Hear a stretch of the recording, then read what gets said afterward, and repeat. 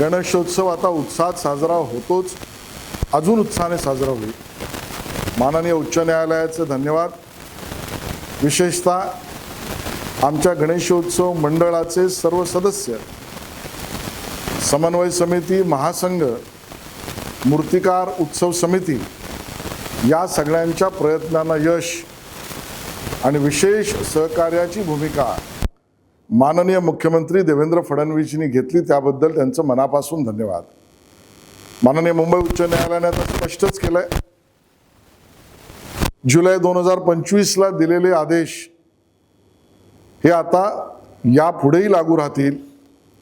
याचा अर्थ आपल्या गणेशोत्सवाच्या विसर्जनाच्या बाबतीतली जी भूमिका जुलै 2025 ला घेण्यात आली होती, 6 फुटाखालील आपल्या बाप्पाचं विसर्जन कृत्रिम तलावात, त्यावरचं नैसर्गिक जलप्रवाहामध्ये, पण त्याही बरोबर पर्यावरणाला त्रास न होता त्या असलेल्या आपल्या POPच्या व अन्य मूर्त्यांचं योग्य शास्त्रीय दृष्ट्या विघटन, या पद्धतीची भूमिका जी अगोदरच घेतली होती, त्यावर काहींनी दावा दाखल केला, काहींनी त्याला विरोध केला, त्याच्या अंतर्गत अधिकारांतर्गत त्याला अगोदरच्या जुलै 2025च्या भूमिकेला थांबवण्याचा प्रयत्न केला।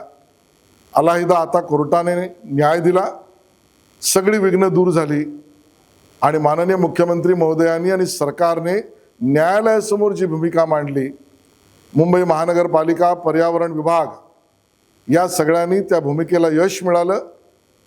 गणपती बाप्पा मोरया, उत्साहात सण साजरा करूया, पर्यावरणाचं रक्षण करूया आणि समाज प्रबोधनाच्या कामाला लागूया।